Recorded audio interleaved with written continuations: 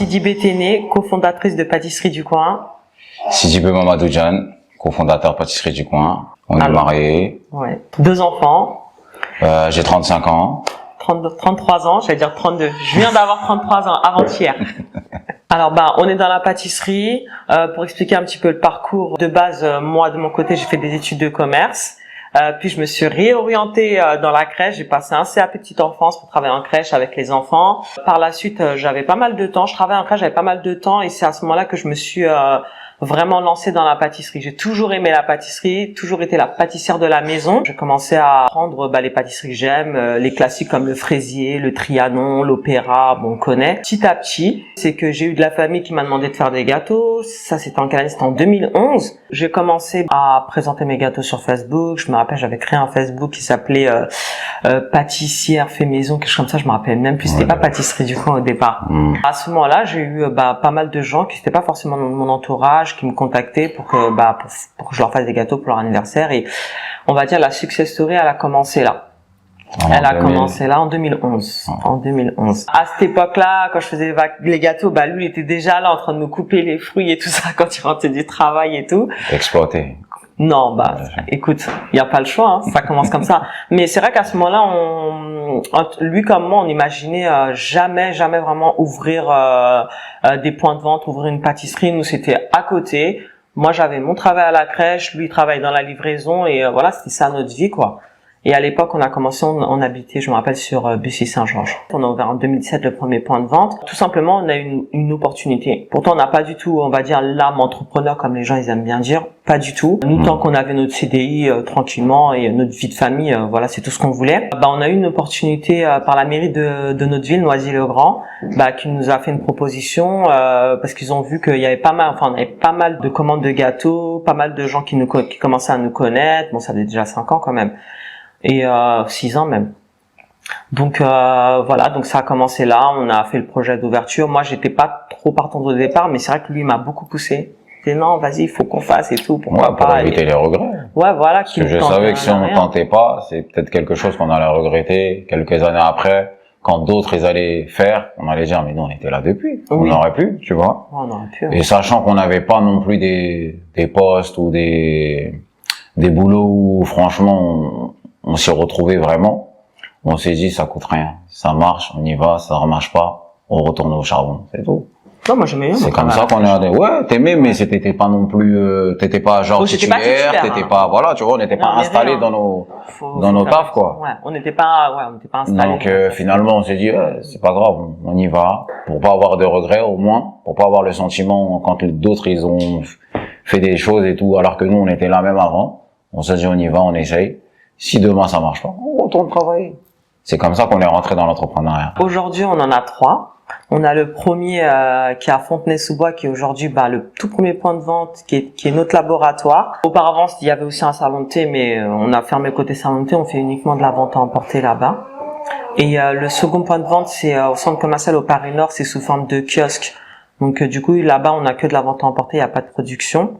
Et le troisième qu'on a ouvert cette année au centre commercial Les Trois Fontaines à Cergy. Chiffre d'affaires sur l'année dernière, donc sur l'année dernière, on est sur 2 points de vente, on est un peu moins de 800 000 euros de chiffre d'affaires pour l'instant. Le succès que Téné a eu à domicile, on s'est dit, ça serait bête de pas en faire quelque chose.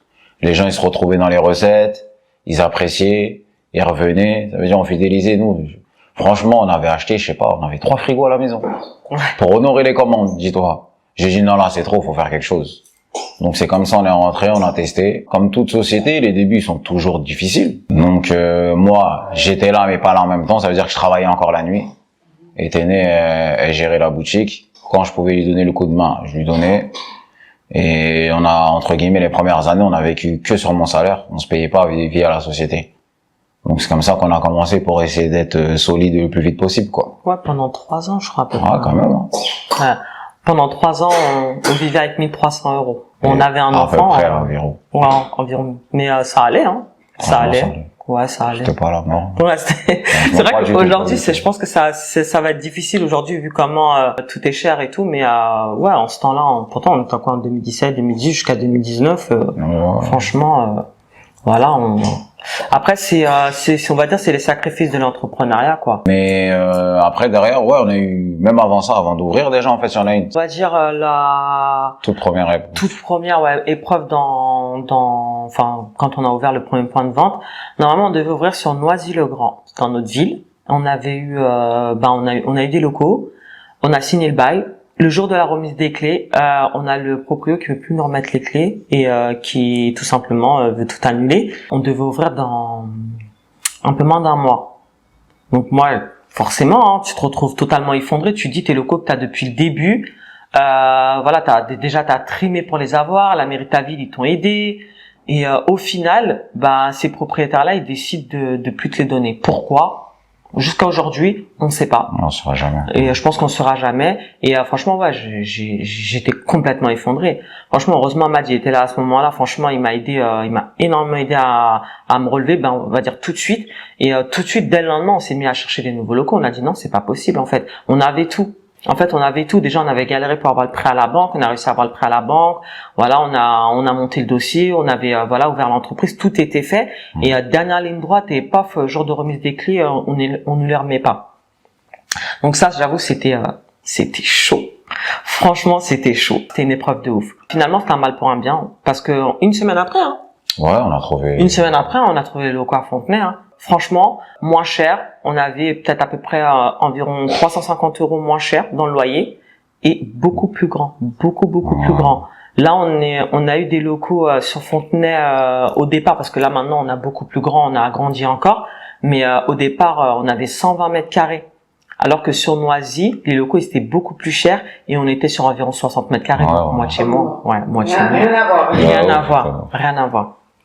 Je pense qu'on aurait dû déménager même si on était à Noisy. Si on était à Noisy, ouais. Pour là, on n'aura pas pu faire comme on fait actuellement. Comme on évolue actuellement, on aura dû déménager. Après, c'est une chose aussi sur laquelle on pensait pas que les difficultés allaient se retrouver là, à cet endroit-là. C'est quand on a commencé à avoir des salariés. Parce que du coup, on a l'habitude de travailler, c'est pour nous-mêmes et il n'y a pas de truc. Après, toutes les contraintes salariales, tous les à côté qu'on voyait pas, quoi. Et nous, on s'est retrouvés de l'autre côté, du coup. Là, en tant que patron, nous, même, on a travaillé pour des gens, mais bon, ça va. Je pense que quand même, nous, on était corrects quand même en tant qu'employés. Je pense, peut-être c'est générationnel. Mais franchement, c'est un truc qui nous a quand même pris pas mal de force. Après, si je dirais peut-être aujourd'hui, peut-être les générations d'aujourd'hui, ils sont très, très difficiles. En fait, aujourd'hui, ils ont tous les droits. Ils ont tous les droits et ils peuvent faire ce qu'ils veulent au patron. Enfin, nous, en fait, on n'est pas une grosse boîte. Voilà, on est une petite entreprise. Aujourd'hui, on a quoi? On a 18 employés. Voilà, ce qui est bien, mais on fait partie des petites entreprises. Nous, on se mange en fait les règles des grandes entreprises, alors qu'on n'en est pas une. Donc du coup, les salariés peuvent se permettre de faire ce qu'ils veulent, quoi. Les salariés peuvent se permettre, dès qu'ils sont pas contents, je me mets en arrêt. On est une petite boîte. T'es pas content, tu te mets en arrêt. Je suis désolé, on va dire, tu mets toute ton équipe dans la merde, quoi. Les réclamations à tout va. C'est comme moi quand j'ai des employés qui viennent, qui me font des réclamations. Par exemple, t'en as qui vont faire des abandons de poste tout simplement, et ils vont te réclamer au bout d'une semaine. Ah, mes papiers acédiques. Mais moi je sais pas. Avant, moi quand je travaillais au McDo, ça m'est arrivé une fois de faire un abandon de poste. Oui, j'ai attendu 3 mois pour avoir mes papiers, et je les ai pas appelés pour réclamer quoi que ce soit. Ils savent pas en fait comment ça se passe. Au niveau comptabilité, quand on leur donne pas, c'est j'ai travaillé 2 jours, je te fais un prud'homme. Aujourd'hui, en fait, on est obligé de payer les employés pour leur présence. C'est-à-dire que on a énormément d'employés qui arrivent en fait et ils se disent je me la coule douce, je me pose et puis voilà, je vends pas. Alors que avant, moi je trouve à notre époque, quand on allait dans un magasin, le vendeur il était là pour vendre. Ça veut dire que il va faire de la vente additionnelle, il va vendre le produit. Aujourd'hui, je sais pas, tu vas dans pas mal de points de vente, tu vois le vendeur il est juste là bonjour. Et encore s'il dit bonjour, parce que il y en a, je dis pas forcément chez nous, mais tu vas un peu partout, il y en a, c'est même pas bonjour. Et oui, qu'est-ce que vous voulez? Et voilà, c'est toi qui te débrouilles pour trouver ce que tu veux, quoi. On vit dans ce monde-là, quoi, aujourd'hui. Mais en tout cas, ça a été très, très, très. Aujourd'hui, moins parce que voilà, aujourd'hui, c'est plus nous qui gérons. En fait, ils ont la gestion en fait des recrutements dans nos points de vente. Mais au départ, en tout cas, ça a été très, très difficile, très conflictuel parce que forcément, quand tu vas faire des recrutements, tu vas recruter les gens à ton image, c'est naturel. faut dire la vérité, c'est naturel. Donc forcément, nous on va recruter des gens de banlieue, des Renois. C'est pas forcément on va chercher à recruter des Renois, mais c'est un peu voilà, t'es noir, tu vas recruter des noirs parce que c'est à ton image. Mais en fait derrière, en fait les gens qui sont à ton image, ils vont plus être déterminés quand ça se passe mal à en fait vouloir te faire du mal. Je dis pas forcément te faire du mal, mais ils pensent qu'ils peuvent faire couler ta boîte ou des choses comme ça. Et c'est ça qui est difficile. Franchement, c'est ça qui est difficile. Ça devient vite personnel. Ça devient personnel alors que c'est une entreprise. Parce que quand on se ressemble trop, on n'a pas la distance de, ouais, nous on a 40 ans, on prend des petites 20 ans ou quoi. C'est-à-dire la plupart des gens, entre guillemets, avec qui on travaille, on appartient à la même génération, on a le même âge. Et ça à double tranchant, en fait. Ça veut dire que, autant quand ça marche bien, on se comprend et tout, et autant quand ça va pas, franchement ça devient, je trouve qu'il y a quelque chose qui rajoute encore à le fait qu'ils veulent se venger ou quoi que ce soit, tu vois.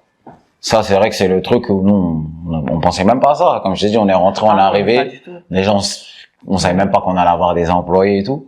C'est-à-dire on a dû l'apprendre sur le tas. Et c'est vrai que nous en plus depuis que avec la société, il y a plein de choses qu'on aime bien faire de nous-mêmes. Tu vois, que ce soit là, par exemple, même le réseau, on les gère nous-mêmes, que ce soit les images, les vidéos, on se retrouve dans ce qu'on fait parce que on trouve que quand c'est pas fait par nous-mêmes, des fois on a du mal. Donc on apprend à faire. Donc tout ce qu'on a fait, à chaque étape, en fait, on a appris. On a appris les réseaux, on a appris les vidéos, on a appris à shooter nos gâteaux, on a appris, voilà, même si c'est pas pro, entre guillemets, ce qu'on fait. C'est comme on veut. C'est comme nous on aime, ce qu'on veut refléter, quoi. C'est vrai que par contre, la partie salariale, c'est un truc qu'on s'est dit, il faut qu'on s'en détache. Parce que ça va nous bouffer.